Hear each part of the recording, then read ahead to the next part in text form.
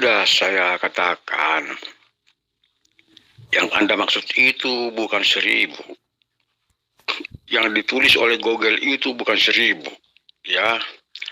Tetapi 6.666 ayat yang bertentangan itu. Saya ulangi, ada 6.666 ayat Alkitab yang bertentangan itu. Anda mengatakan Injil, tetapi Anda mengutip dari ayat-ayat Tawarik, Samuel, dan segala macam itu, ya. Itu bukan Injil. Jadi berarti Anda sudah berbohong, ya. Anda mengatakan 1000 pertentangan di dalam Injil. Sementara saya ulangi, sementara Anda mengutip dari Tawarik, Raja-Raja, Samuel. Nah, itu perjanjian lama. Oke. Jadi dari cara Anda menjelaskan saja pun, bagi orang yang mengerti Alkitab, Anda sudah keliru. Jadi tidak ada yang ini, ya. Anda sudah keliru total itu. Kalau Injil itu hanya ada satu, tidak ada dua. Nah, Injil yang hidup yaitu Yesus Kristus Tuhan.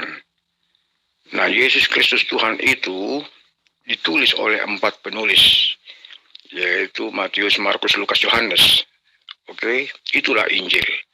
Tetapi Injil yang hidup itu hanya ada satu, yaitu Yesus. Nah, itulah sebab saya katakan itu tadi, ada 6.666 ayat. Seandainya kitab Anda itu ada puluhan ribu, berarti jumlah itulah ayat-ayatnya sudah bertentangan dengan kitab yang lain. Oke. Jadi tidak ada pertentangan di antara kitab. Cuman Anda tidak paham, Anda hanya mengambil kutip-kutipannya saja, ya. Tetapi Anda tidak membaca kisahnya. Bagaimana bisa itu tertulis? Nah, itu Anda tidak paham. Yang Anda kutip-kutip itu, jumlah-jumlah itu sudah berkali-kali dari kalangan Anda berargumentasi ke saya. Dan saya sudah sudah membukanya, sudah mempelajarinya. Nah, itu ada tenggang waktu. Itu karena jika ada tenggang waktu, mungkin 1 tahun, 2 tahun, penulisan itu berarti mungkin ada yang mati, ada jumlahnya berkurang. Jadi Anda tidak paham itu kisahnya, ya. Kalau ada terjadi angka itu, saya katakan lagi, itu karena sudah ada perubahan. Manusia membuktikan tidak hidup selamanya. Ada yang mati, ada yang lahir, atau ya sehingga menjadi jumlah angkanya berubah. Itulah yang membuat itu perubahan angka. Bukan karena pertentangan atau bagaimana gitu, ya. Jadi jelas, oke? Silahkan, Anda sudah salah, sudah keliru. Injil hanya satu, yaitu yang ditulis oleh 4 penulisnya. Matius, Markus, Lukas, Yohanes. Tetapi Injil yang hidup itu hanya ada satu, yaitu Yesus Kristus Tuhan. Itulah yang ditulis oleh para penulisnya itu, oke? Bismillahirrahmanirrahim. Dengan menyebut nama Allah yang Maha Pemurah lagi Maha Penyayang, Tuhan yang Maha Suci lagi Maha Tinggi, yang tidak pernah ditampar oleh manusia. Saya mendengarkan VN Anda ini, saya tertarik untuk bertanya. Nanti juga Anda boleh bertanya kepada saya. Pak Naibahu, apa fungsi membaca gospel bagi pribadi Anda terkait dengan iman Anda hari ini? Dan apakah ada perintah dari Yesus? Silakan.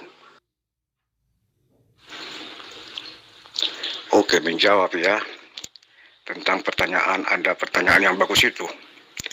Apa fungsi Anda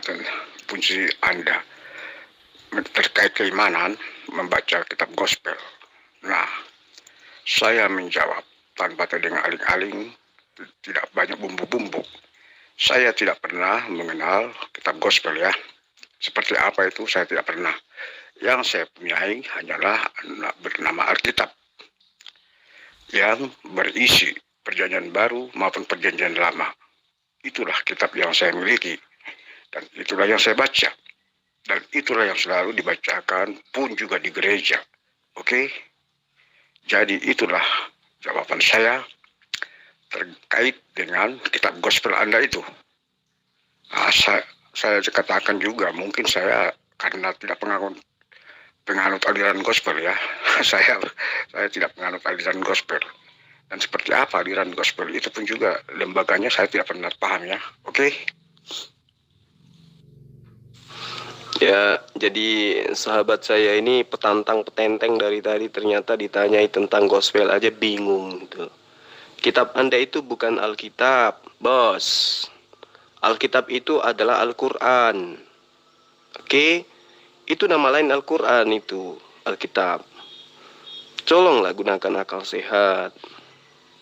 Sekarang pertanyaannya, apa manfaatnya Anda membaca perjanjian lama, perjanjian baru? Manfaatnya apa?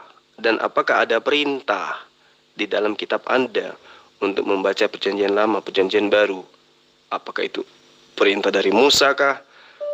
Perintah dari Daud kah? Atau perintah dari Yesus? Memang ada?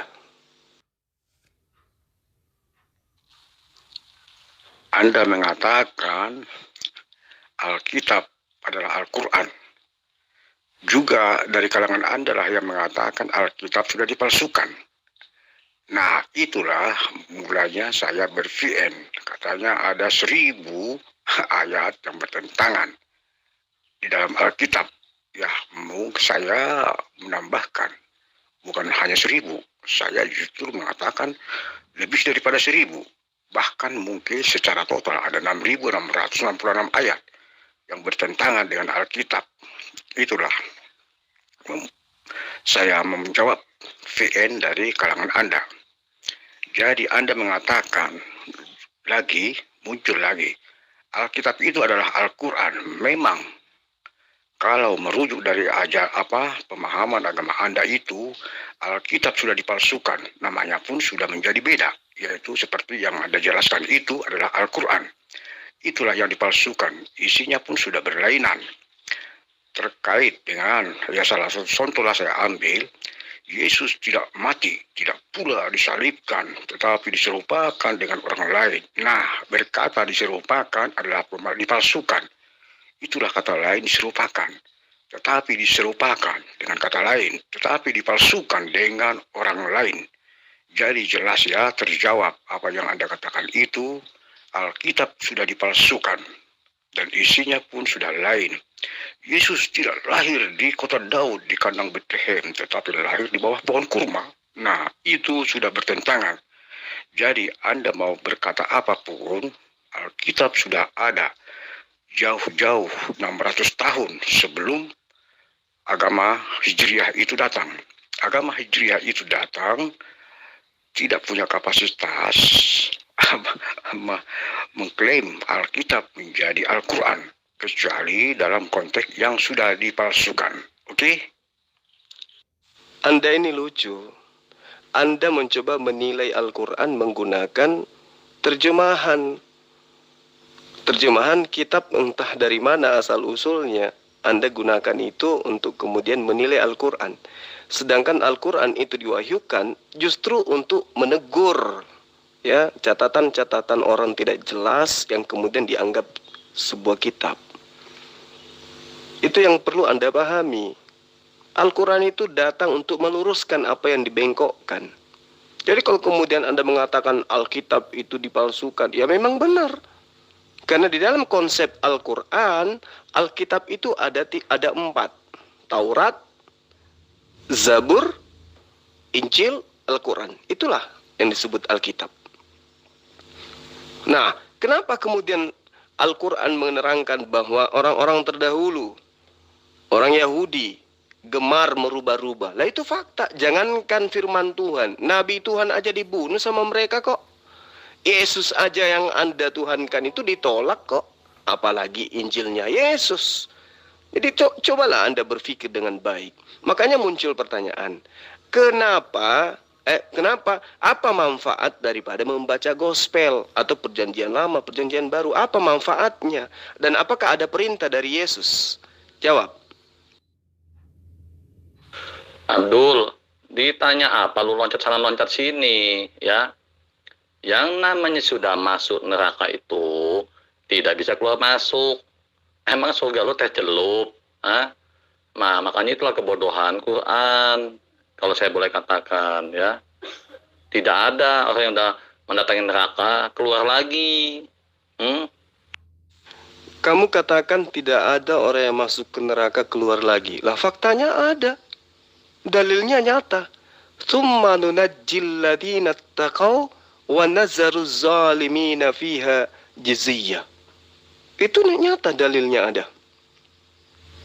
Kemudian kami akan menyelamatkan orang-orang yang bertakwa. Siapa yang bertakwa ini? Orang Islam. Dan membiarkan orang-orang zalim. Siapa orang zalim ini? Orang kafir. Mereka dibiarkan kekal di dalam neraka. Jadi ketika Allah menerangkan wa im minkum illa wariduha. Siapa di situ minkum? Kalian, siapa kalian? Anak keturunan Adam. Apakah Anda mau mengingkari kalau Anda itu adalah bukan anak keturunan Adam? Anda ingin mengatakan Anda adalah keturunan iblis gitu? Ya jadi jangan kelewatan bodoh lah Acang. Wa im minkum itu ditujukan kepada seluruh anak keturunan Adam, termasuk kamu.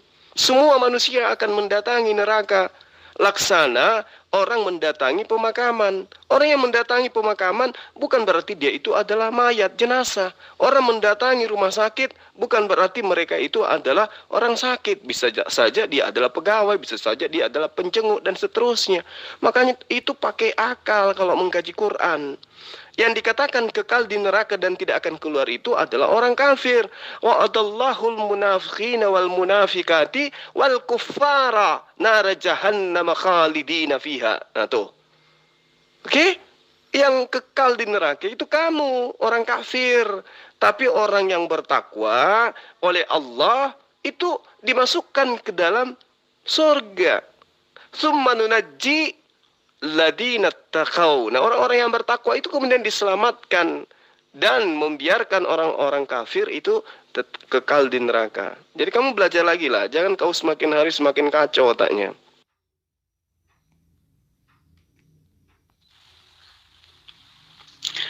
Oke, tentang gospel itu apapun dalih-dalih Anda, silakan saja. Itu dalih Anda. Mungkin Anda hanya untuk meninggikan pamornya Al-Quran itu. Tetapi saya kalau kritisi Al-Quran aja itu sangat juga bisa panjang perdebatannya, tidak tuntas. Oke. Tetapi apapun tentang terkait dengan Anda katakan, apa manfaatnya perjanjian lama dengan perjanjian baru?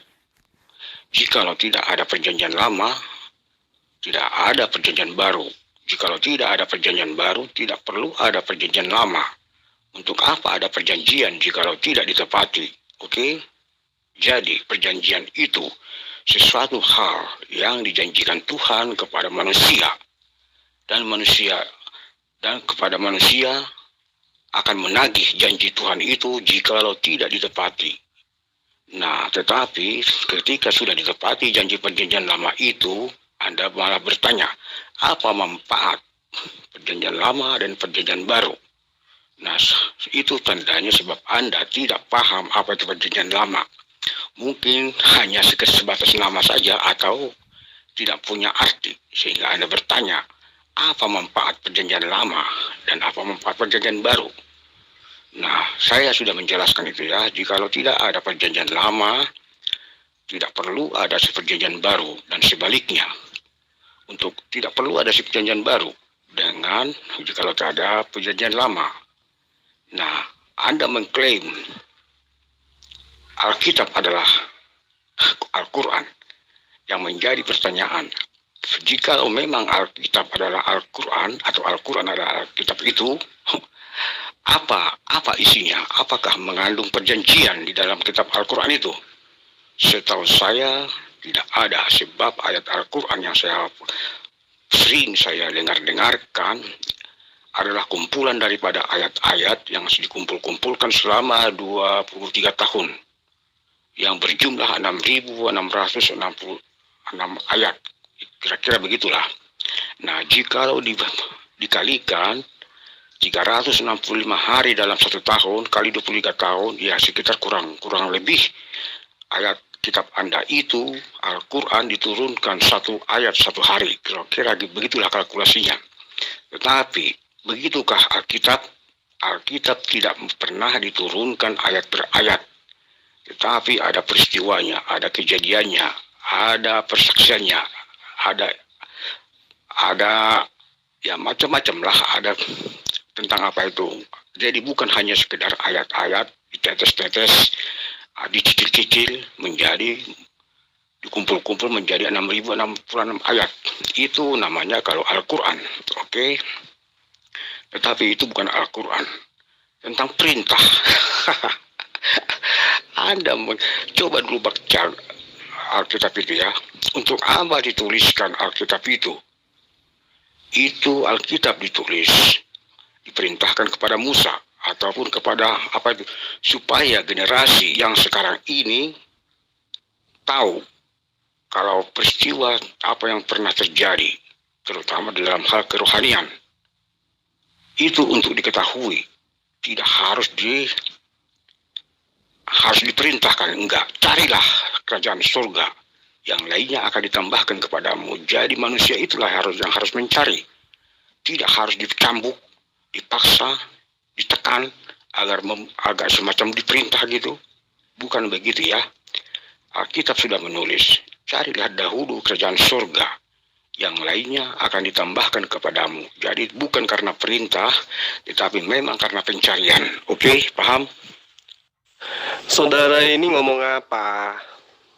Yang saya tanya, apa manfaatnya membaca perjanjian lama, perjanjian baru? Anda malah kesana kemari. Dan apakah itu ada perintah dari Yesus? Kan itu pertanyaan saya. Anda membahas sesuatu yang saya tidak tanyakan, melahirkan sebuah pertanyaan baru nantinya. Siapa yang menamai kitabnya Nabi Musa sebagai perjanjian lama? Siapa? Siapa yang mengatakan ketetapan-ketetapan Tuhan di dalam kitabnya Nabi Musa itu adalah perjanjian lama? Siapa? Sementara perjanjian Allah kepada Musa, kepada Abraham dan keturunannya, justru perjanjian barunya itu adalah hukum Taurat. Baca Yeremia 31 nomor 33. Perjanjian baru Allah dengan Bani Israel itu adalah hukum Taurat. Lalu siapa yang mengatakan perjanjian baru ini sebagai perjanjian lama? Ayo, makin berat kan Anda? Karena Anda mulutnya entah kemana-mana. Kalau Al-Quran itu manfaatnya adalah untuk mengetahui bagaimana cara orang itu masuk ke dalam jannah. Bagaimana proses kemudian orang itu bisa ke neraka. Itulah Al-Quran. Wa im minkum illa wariduha kana ala rabbika hatmam maqdiyah. Summa nunajjil ladina taqaw wa nazzaru zalimina fiha jiziyah. Itu manfaatnya Al-Quran. Ya. Nah, sekarang manfaatnya kitabmu itu apa? Manfaatnya untuk dibaca itu apa? Kalau Al-Quran manfaatnya dibaca, mendatangkan pahala, melembutkan hati, menenangkan jiwa. Ya. Nah, manfaatnya membaca kitabmu apa manfaatnya? Coba terangkan ke saya. Oke lah. Semakin nyatalah ya stigma dari kalangan Anda itu. Alkitab sudah dipalsukan katanya begitu. Itulah stigma dari kalangan Anda. Dan itu betul. Tampaknya semakin terang bahwa Alkitab sudah dipalsukan. Terbukti Anda sudah menjelaskan tentang itu. Anda bertanya apa manfaatnya membaca perjanjian lama dan apa manfaatnya membaca perjanjian baru. Apapun pertanyaannya sudah terjawab, tetapi bukan seperti yang Anda pahami. Jadi saya jangan menjawab seperti menurut keselera Anda.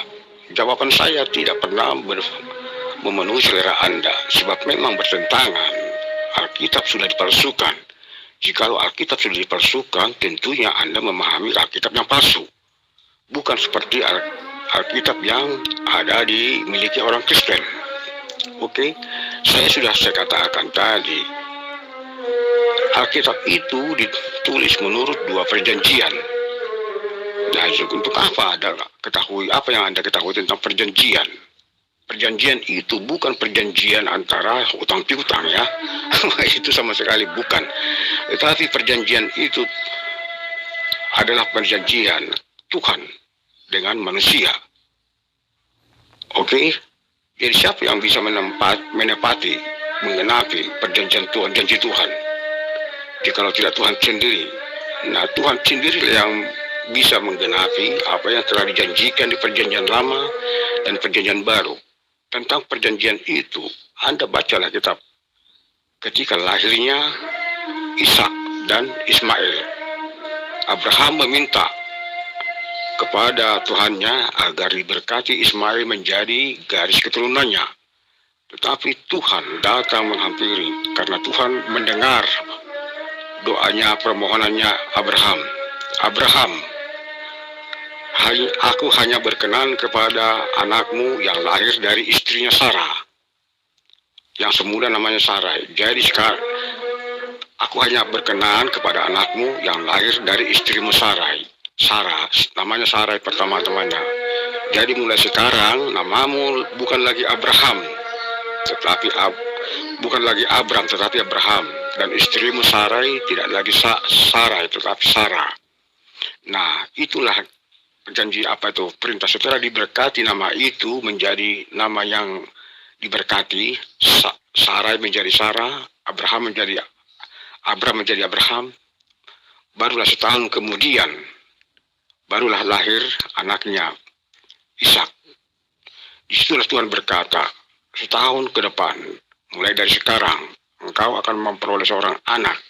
Hendaklah engkau memberi nama Ishak. Dan kepadanya lah aku mengadakan perjanjian hingga keturunannya turun-temurun. Nah, itu sudah dikatakan Tuhan sendiri kepada Abraham tentang perjanjian itu. Dari situlah diketahui. Nah, perjanjian apa? Sudah ditepati. Perjanjian baru, yaitu kedatangan siapa yang membawa perjanjian baru, yaitu Yesus. Apa manfaatnya perjanjian baru itu? Agar semua orang tahu tentang kematian, tentang akhir zaman. Itu menjadi orang tahu ya. Sebab jikalau tidak ada datang manusia perjanjian itu, perjanjian baru itu, yaitu Yesus, tidak akan pernah tahu manusia seperti apa akhir zaman. Tidak pernah akan tahu. Tetapi karena ada Tuhan itu datang membawa perjanjian yang baru, menepati perjanjian lama, semua orang menjadi tahu. Oh, ternyata dunia ini tidak selamanya ada. Ada masa akhirnya. Dan pada saatnya nanti akhir zaman, dunia ini akan dibanjirkan lagi lautan api.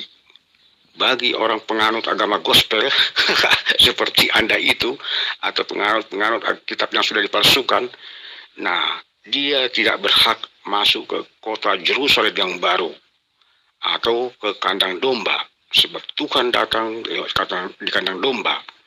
Nah, kandang domba itu adalah kota Yerusalem yang baru, ataupun juga dikenal dengan dunia yang baru. Jikalau Anda menolak, sudah memalsukan Alkitab itu, Yesus tidak lahir di kandang domba. Masa Tuhan lahir di kandang domba? Tidak mungkin Tuhan lahir di kandang domba. Tidak pantas, tidak layak. Itu memang secara duniawi Anda berpikir seperti itu karena Anda tidak memahami teologinya ya. Kandang domba itu sudah mengatakan, akulah gembala yang baik. Aku mengenal domba-dombaku. Domba-dombaku mengenal aku dan ikut aku. Nah, jikalau pada akhir zaman nanti tentang perjanjian baru, janji Tuhan yang sudah dijanjikan kepada para rasulnya, tentang juga kepada terutama di kitab Wahyu. Nah, itulah gunanya sehingga orang tahu dunia ini ada masanya, akan ada nanti akhirnya Itulah akhir zaman. Oke. Jadi apa manfaatnya perjanjian lama? Sungguh dangkal ya pemahaman Anda itu tentang kitab itu. Itulah sebabnya janganlah mengikuti, mengimani kitab-kitab yang dipalsukan ya. Ikutilah Alkitab. Yesus itu tidak lahir di kandang domba. Tidak pula dilahirkan. Tuhan itu tidak pula dilahirkan. Itu karena Anda tidak paham teologi ya. Oke, jadi saya tidak menjawab menurut selera Anda sebab Alkitab sudah dipalsukan. Bukan hanya 1000 ayat, tetapi ada 6.666 ayat. Dan namanya pun tidak lagi Alkitab. Sudah menjadi kitab yang lain. Nah, sebab itu saya tidak paham itu sebelumnya kalau tidak dikatakan muncul dari Anda. Termasuk saya pahami dari cara-cara Anda menjelaskan apa gunanya perjanjian lama, apa gunanya perjanjian baru. Kitab Anda itu kan tidak terdiri dari perjanjian. Ya hanya warning atau woro-woro, semacam pemberitahuan. Oke? Anda ini ngomong apa? Ya, semakin Anda banyak bicara, semakin kabur permasalahan. Anda tidak menerangkan, Anda mengkaburkan. Tidak usah banyak panjangnya, Pak. Sikit aja panjangnya. Banyak kali panjangnya itu jadinya ngawur. Bapak lagi tidak sedang berdialog dengan murid. Kita ini sedang mencari sesi di mana kita bisa memahami iman Anda itu dengan cara-cara baik. Dengan secara logika gitu, bukan asumsi.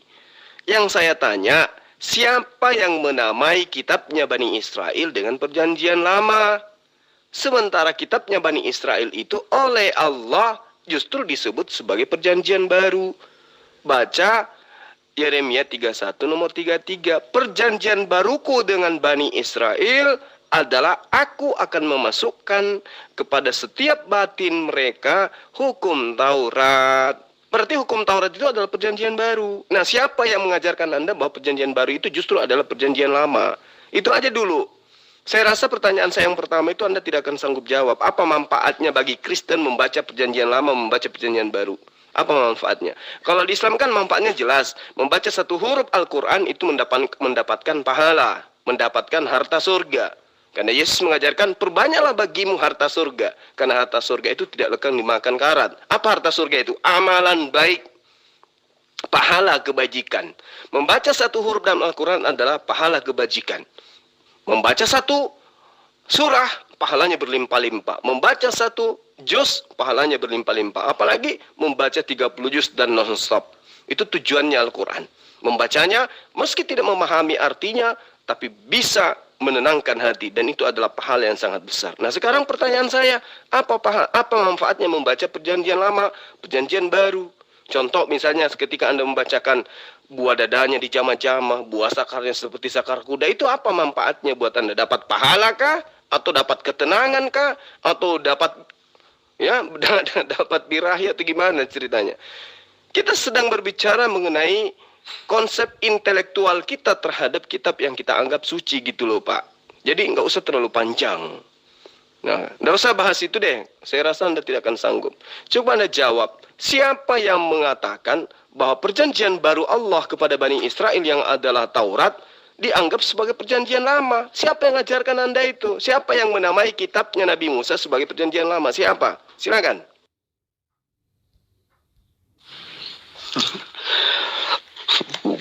Bukan begitu. Ditanya apa, dijawab apa. Itu karena Anda mungkin tidak bisa mengcounter apa yang sudah saya jawab itu ya. Saya fighting counter. Apa itu debater handal.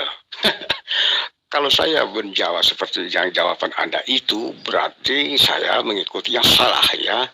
Sebab Anda bukan kebenaran, bukan jawaban kebenaran yang Anda butuhkan, tetapi yang Anda butuhkan itu adalah jawaban yang sesuai dengan selera Anda, ataupun juga yang cocok dengan isi kitab Anda. Itulah jawaban yang Anda butuhkan dari saya sebetulnya. Tetapi saya tidak menjawab menurut selera Anda, ataupun memenuhi yang sesuai dengan isi kitab Anda. Oke? Nah, tentang Anda hanya menjawab 2 pertanyaan. Untuk apa membaca kitab perjanjian lama atau perjanjian baru. Nah, untuk apa? Jelas sudah Alkitab sudah diperintahkan, sudah dituliskan agar semua orang tahu. Untuk apa Alkitab? Agar orang tahu isinya, apa yang terjadi di zaman dahulu tentang kerohanian. Itu sudah saya jawab. Lalu perjanjian baru apa? Untuk apa dijawab? Bukan hanya seperti membaca kitab kisah, buku-buku Anda dihafal-hafal saja, tetapi tidak ada teologinya, ya sama dengan kosong, maknanya tidak ada isinya, ibarat kosong, ya. Nah, saya sudah katakan tadi, bahkan juga di kitab Markus atau Lukas atau apa itu dituliskan secara teratur supaya orang tahu kepada generasi-generasi yang berikutnya, terutama sampai sekarang ini, bahkan nanti sampai akhir zaman pun semua sudah tahu tentang kebenaran itu, ya. Itulah manfaatnya. Bukan kitab-kitab itu diturunkan untuk dihafal-hafal, ya, untuk sekedar latihan menghafal juga tidak.